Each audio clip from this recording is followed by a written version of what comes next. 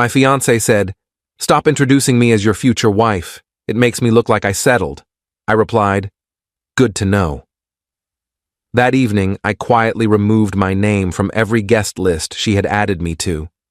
2 days later, she walked into a brunch with her friends, and the moment she saw what was placed at her seat, she forgot how to breathe. I'm Owen, 33, and 3 days ago my fiancé told me that being engaged to me made her look like she'd settled for less. By the time she sat down at brunch with her friends and saw the envelope I'd arranged to have delivered, she realized that I'd decided not to be anyone's consolation prize anymore. I'd been with Andrea for almost 3 years, engaged for 5 months. We met at a work conference when I was 30 and she was 31. She worked in corporate law, I'm in finance. We hit it off immediately, same sense of humor, similar backgrounds, both wanted marriage and kids eventually. The relationship progressed naturally. We moved in together after a year, got engaged last spring, set a wedding date for next October. But about 2 months ago, something shifted. Andrea started making comments about my career, my social circle, my potential. Nothing overtly cruel, just these little digs that added up. "You're comfortable where you are, aren't you? Don't you want to aim higher? My friends' partners are all directors or VPs by now. I make good money. Not executive level, but solid 6 figures. I'm happy with my work-life balance." I thought Andrea was too. Apparently not. 3 weeks ago, we went to her friend Vanessa's engagement party. Big event, lots of Andrea's social circle there. When we walked in, I introduced us to some people Andrea wanted to network with. "Hi, I'm Owen, and this is my fiancée, Andrea." Later that night in the car, she brought it up. "Can you not do that?" "Do what?" "Introduce me as your fiancé. It's just weird." "Weird how? We are engaged." "I know, but you don't need to announce it like that. It makes me feel like you're, I don't know, claiming ownership or something." I let it go. Figured she was tired, the party had been long, whatever. But then 2 nights ago, we were at a dinner with some of her colleagues. Old law school friends, people she'd known for years.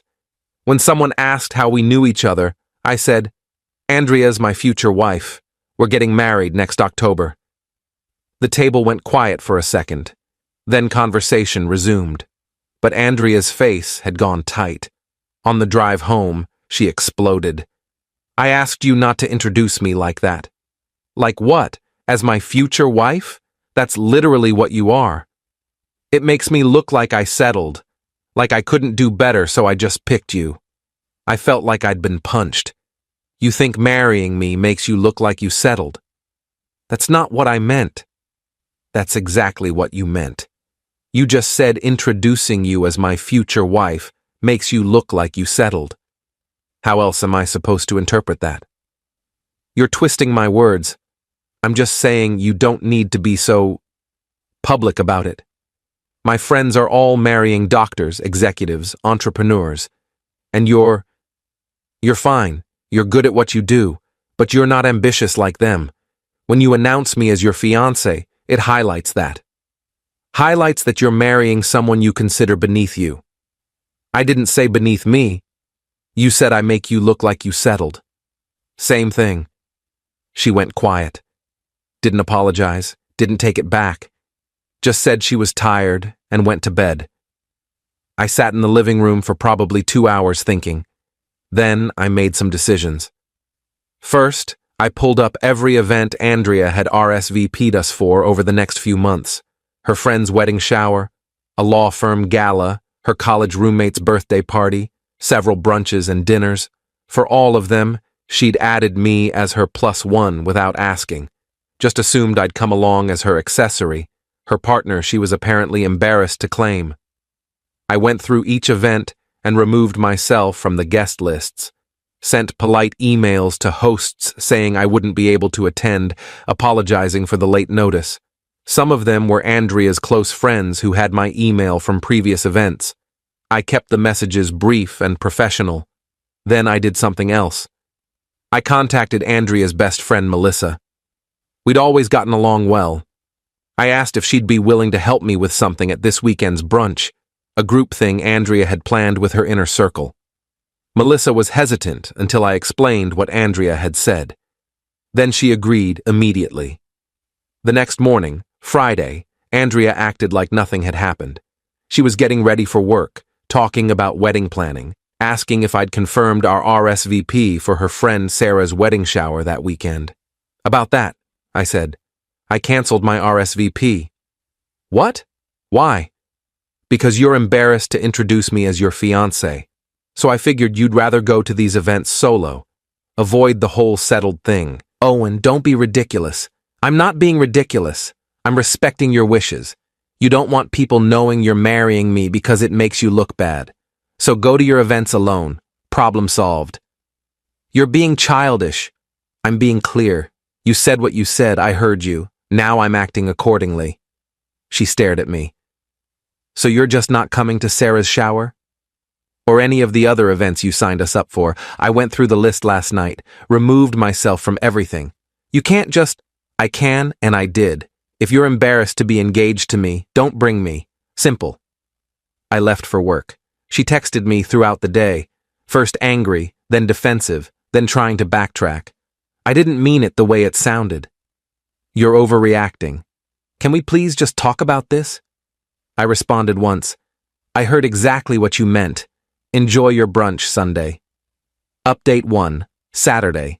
Andrea tried a different approach. She was apologetic, said she'd been stressed about work and hadn't meant to hurt me, said obviously she was proud to be marrying me, that I was misunderstanding her concerns. So you're not embarrassed to introduce me as your future husband? I asked. No, of course not. Then why did you say it makes you look like you settled? She couldn't answer that.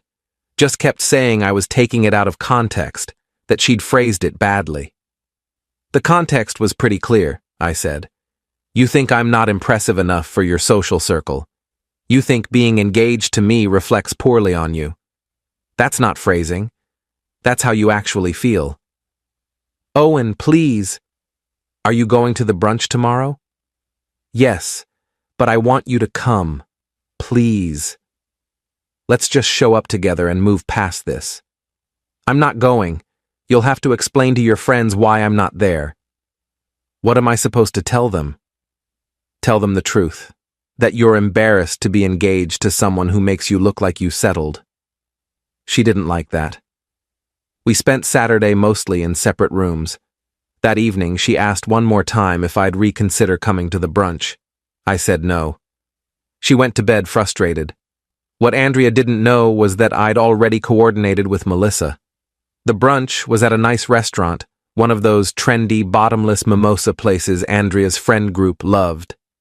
Melissa had arranged with the restaurant to have something delivered to Andrea's seat before everyone arrived, an envelope with Andrea's name on it.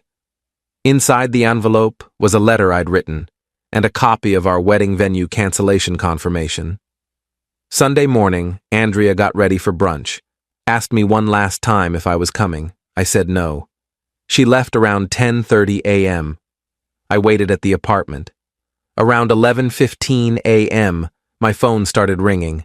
Andrea. I didn't answer. She called 3 more times. Then Melissa texted me. She opened it. You should have seen her face. 15 minutes later, Andrea came home. She burst through the door, envelope in hand. What the hell is this? She demanded. It's exactly what it says. Cancellation confirmation for our wedding venue. You canceled our venue without talking to me? You told me marrying you makes you look like you settled. I decided to solve that problem. No wedding, no settling. Owen, you can't just cancel our wedding. I didn't cancel the wedding. I canceled the venue. But yeah, I'm canceling the wedding too. As of right now, we're not engaged anymore. She just stared at me. You're breaking up with me? Because of one comment? It wasn't one comment. It was a pattern. Months of you making me feel like I'm not enough. Like you're embarrassed of me. Like you're only with me because you couldn't find someone better. I'm done being someone's backup plan. You're not my backup plan. Then why did you say introducing you as my future wife makes you look like you settled? Why have you been comparing me to your friends' partners? Why do you care so much about how I make you look to other people?" She couldn't answer. Just stood there holding the letter and the cancellation notice. "The letter explains everything," I said. "How you've made me feel for months. How I'm tired of being treated like a disappointing choice. How I deserve someone who's proud to be with me, not embarrassed." "Oh, and please, I'm sorry. I didn't realize—" "You didn't realize because you weren't thinking about me at all. You were thinking about your image, about what your friends would think, about whether I was impressive enough for your social circle. That's not love. That's social climbing. That's not fair. What's not fair is spending 3 years with someone, agreeing to marry them, then telling them they make you look bad. That's what's not fair." Update 2. Andrea didn't leave. She spent the rest of Sunday trying to convince me I was overreacting, that I was throwing away 3 years over a misunderstanding, that if I'd just give her a chance to prove she didn't really feel that way, we could work through this. "How are you going to prove it?" I asked. "By introducing me to your friends? You already had that chance, multiple chances, and you made it clear you didn't want to. I'll do it now. I'll call everyone from brunch, tell them you're my fiancé." "Don't bother. Melissa already told them. After you left the brunch in a panic, she explained to everyone what you'd said to me, about settling, about being embarrassed. Your friends know exactly why I ended things." Her face went white. "Melissa told them?" "I asked her to. You wanted to keep me hidden, make me your secret shame. I wanted your friends to know the truth about why the wedding's off. You humiliated me in front of my entire social circle. You humiliated me for months, called me unambitious, said I made you look bad, compared me to other people's partners. I just made sure your friends knew the real reason we're done." She tried for another hour to change my mind, cried, apologized, said she'd do anything, but I was done. I told her to pack a bag, stay somewhere else for a few days while we figured out living arrangements.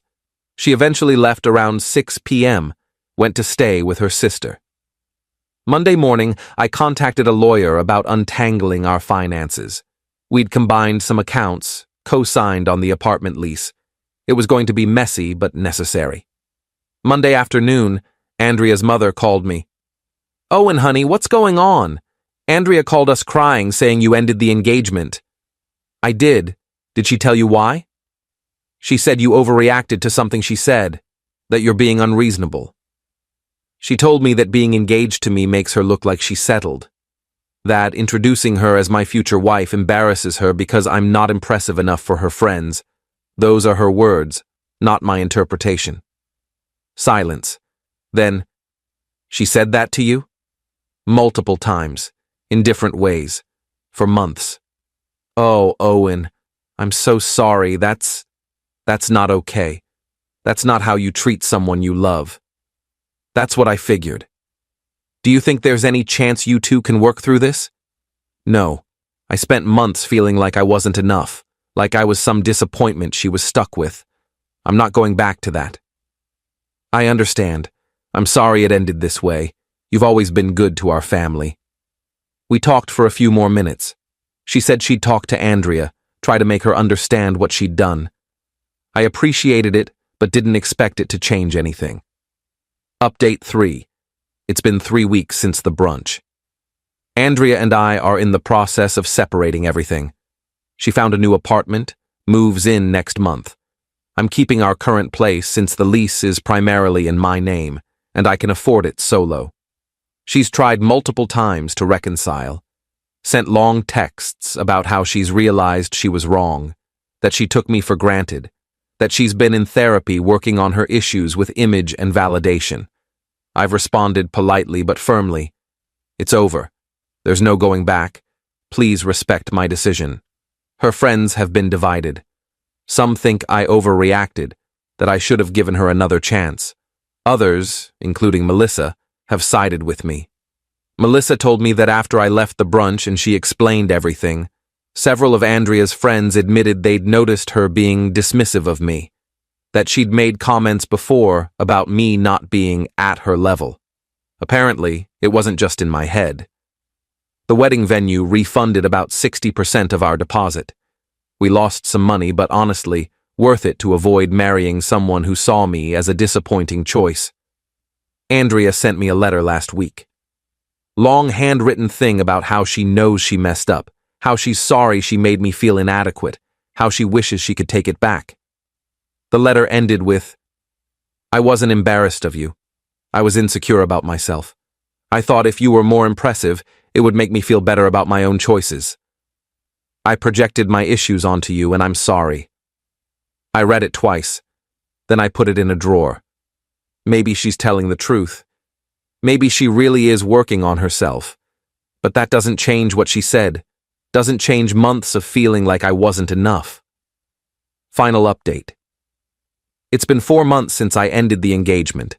Andrea moved out completely about 6 weeks ago. We've had minimal contact since, just logistics about splitting shared items and closing joint accounts.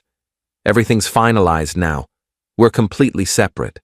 I heard through Melissa that Andrea's been struggling. Lost some friends who sided with me or just got tired of the drama. Her family's disappointed in how she handled things. She's still in therapy, apparently, working through whatever made her so concerned about appearances and status. I ran into her once, about 3 weeks ago, at a coffee shop near our old apartment. She was with someone. I don't know if it was a date or just a friend, but she saw me, and her face went pale. I gave her a polite nod and kept walking. Didn't stop to chat, didn't engage, just acknowledged her existence and moved on. She texted me later that day. "It was good to see you. You looked happy. I'm glad." I didn't respond. My life's gotten significantly better since the split. I've reconnected with friends I'd neglected during the relationship. Started rock climbing, something I'd always wanted to try.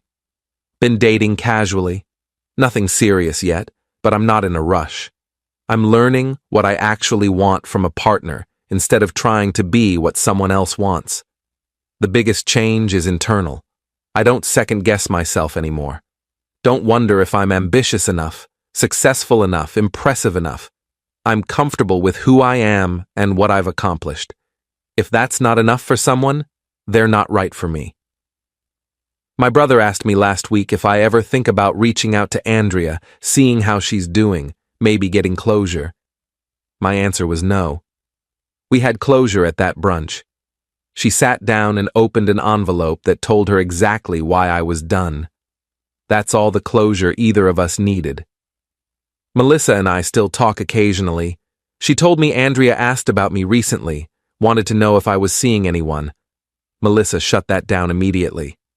"That's not your business anymore," she'd told Andrea. "You had someone good and you made him feel like he wasn't enough. Let him move on." I appreciated that. The thing I keep coming back to is this. Andrea didn't just make one comment about settling. She revealed a pattern of thinking that had been there all along. The comments about my career, my ambition, my potential, they were all part of the same issue. She'd built this image in her head of what her life should look like, and I didn't fit that image. Instead of recognizing that the image was the problem, she tried to change me or hide me. I'm glad I found out before the wedding, before we had kids, before I spent years trying to live up to standards I was never going to meet because they were arbitrary and constantly shifting. Some people think I was too harsh, that canceling the venue and having the letter delivered at brunch was unnecessary drama, but I disagree. Andrea needed to understand that actions have consequences, that you can't treat people like disappointing accessories and expect them to stick around. The letter at brunch made sure she and her friends understood exactly why I was walking away. Would I do it differently if I could go back? Maybe I would have had a longer conversation before canceling the venue.